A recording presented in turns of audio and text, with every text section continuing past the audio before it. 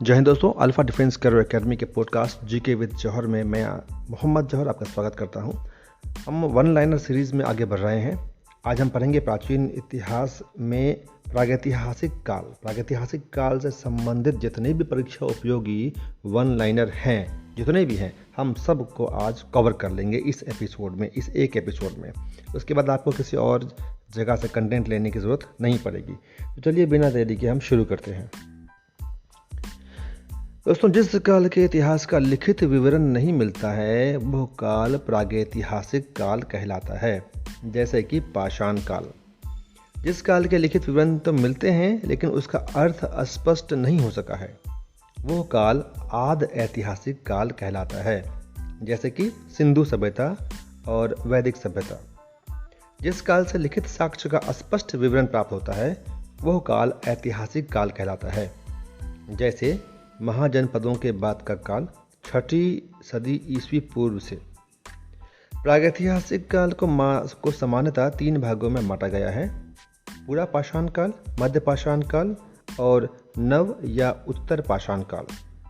आइए हम बात करते हैं पूरा पाषाण काल के बारे में, जो 5 लाख ईस्वी पूर्व से 10,000 ईस्वी पूर्व तक का काल है। सर्वप्रथम पाषाणकालीन सभ्यता तथा संस्कृति का अन्वेषण रॉबर्ट ब्रूस फुट महोदय ने 1863 ईस्वी में किया। पूरा पाषाण काल को 3 भागों में बांटा जाता है। नंबर 1 निम्न पूरा पाषाण काल, नंबर 2 मध्य पूरा पाषाण काल तथा नंबर 3 उच्च पाषाण काल। निम्न पूरा पाषाण युग में स्थित वर्तमान पाकिस्तान की सोहन घाटी एवं महाराष्ट्र में पाए गए हैं।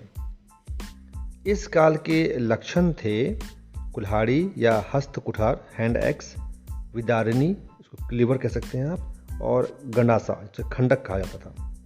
भारत में सबसे पुराना हस्त कुठार सोहन घाटी से प्राप्त हुआ है। दोस्तों, लोहंदा नाला, बेलन घाटी, उत्तर प्रदेश में, वहाँ से पशु की हड्डी से बनी मूर्ति प्राप्त हुई है। हथनौरा, मध्य प्रदेश से हाथी का सबसे पुराना जीवाश्म मिला है। मध्य पूरा पाषाण युग के औजार मुख्यतः फ्लेक, इनके शल्क से बने थे, अतः इस संस्कृति को फलक संस्कृति की संज्ञा दी गई है। खुरचनी, फलक, वेधनी, वेधक और तक्षनी इस संस्कृति के प्रधान उपकरण थे। पूरा पाषाण काल में आग का आविष्कार हुआ, जबकि नवपाषाण काल में पहिए का आविष्कार हुआ। इस काल के मानवों की गुफाएं भीमबेटका से मिली हैं, जिनमें विभिन्न कालों की चित्रकारी देखने को मिलती है। उच्च पूरा पाषाण कालीन चित्रों में भैंसे, हाथी, बाघ, गेंडे तथा सुअर के चित्र जो है वो प्रमुख हैं। भीमबेटका गुफाओं की खोज 1958 में B.S. वाकनकर ने की थी। चलिए, पूरा पाषाण युग में हम जानते हैं किस किस क्षेत्र से कौन कौन से औजार पाए गए थे। देखिए, इसकी श्रेणी है निम्न पूरा पाषाण युग। उसमें पाकिस्तानी पंजाब से सोहन घाटी से औजार पाए गए थे और ज़िला मिर्ज़ापुर उत्तर प्रदेश के बेलन घाटी से जो है औजार पाए गए थे। मध्य पूरा पाषाण युग के श्रेणी में सोहन घाटी, बेलन घाटी, नर्मदा घाटी और तुंगभद्रा घाटी से औजार पाए गए थे। उत्तर पूरा पाषाण युग में बेलन घाटी, छोटा नागपुर का पठार, मध्य भारत, नागपुर, गुजरात, महाराष्ट्र, कर्नाटक और आंध्र प्रदेश से औजार पाए गए थे। अब हम आगे बढ़ेंगे मध्य पाषाण काल में, जिसका पीरियड है 10,000 ईस्वी पूर्व से 4,000 ईस्वी पूर्व। दोस्तों, ये काल पूरा पाषाण काल तथा नवपाषाण काल दोनों की सम्मिश्रित विशिष्टताओं का प्रदर्शन करता है। इस काल के लोग शिकार करके, मछली पकड़कर तथा खाद्य वस्तुएं बटोरकर पेट भरते थे। मध्य पाषाण काल में पाषाण के लघु उपकरण बनाए जाते थे। भारत में सबसे पहला लघु पाषाण उपकरण 1868 ईस्वी में विंध्य क्षेत्र में C.L. कार्लाइल द्वारा खोजा गया। C.L. कार्लाइल। प्रमुख मध्य पाषाण कालीन उपकरण हैं इकधर, फलक, वेधनी, अर्धचंद्राकार, समलंब इत्यादि।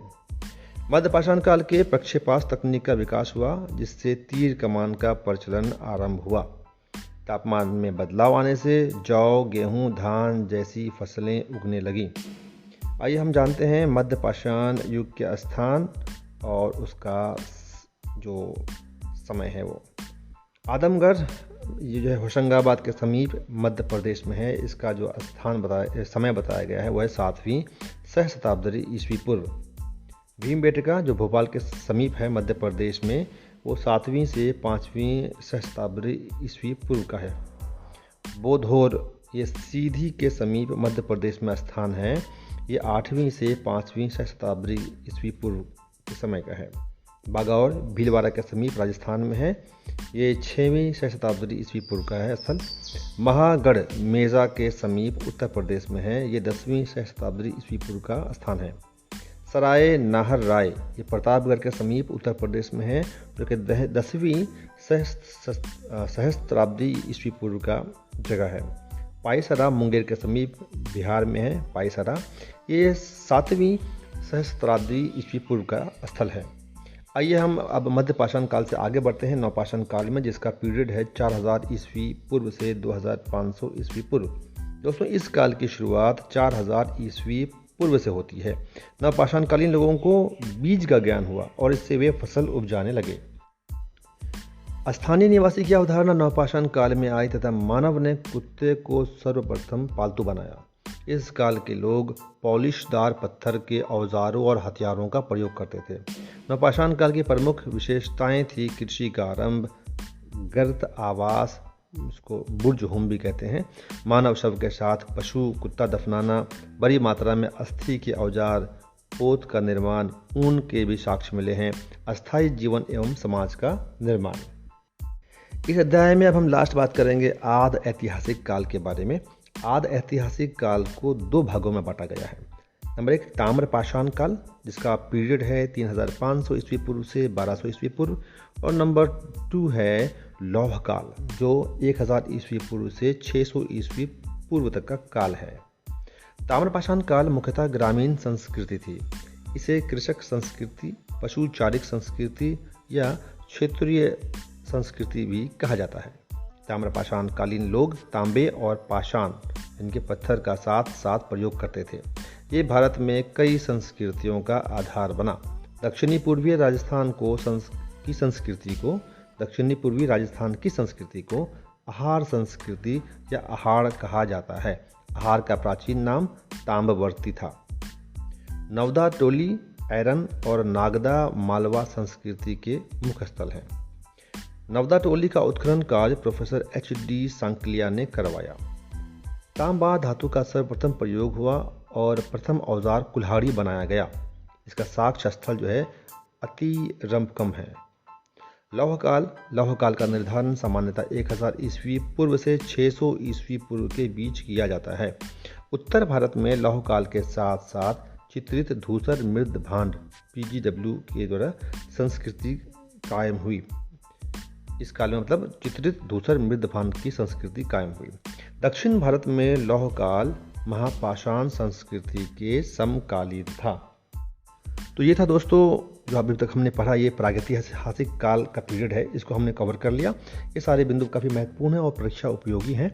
आप इसे ज़रूर अपने दोस्तों के साथ शेयर कीजिए ताकि उसका लाभ उन्हें भी मिले। ये पॉडकास्ट आपको alpha defence career academy Kishanganj Bihar के सौजन्य से प्राप्त हो रहा है। मैं हूं आपका दोस्त मोहम्मद जौहर। मिलते हैं अगले एपिसोड में। अगले एपिसोड में हम बात करेंगे हड़प्पा संस्कृति के बारे में। उसके जितने भी इम्पोर्टेंट पॉइंट्स हैं, बिंदु हैं, उन सब को हम एक ही एपिसोड में समाहित कर लेंगे ताकि आपको और किसी कंटेंट की आवश्यकता ना पड़े। हमारे एपिसोड को आप चलते फिरते कोचिंग जा रहे हैं, कोचिंग से आ रहे हैं, कहीं भी जा रहे हैं जब आप पढ़ाई नहीं कर सकते, ऐसे पीरियड में आप सुन करके उस समय का भी आप इस्तेमाल कर सकते हैं। खास करके जब आप एग्ज़ाम देने के लिए जाते हैं या एग्ज़ाम का समय नज़दीक आता है तो आप इस ऑडियो को सुन करके अपनी तैयारी बहुत ही द्रुत गति से कर सकते हैं। देता हूँ विदा। जय हिंद, जय भारत।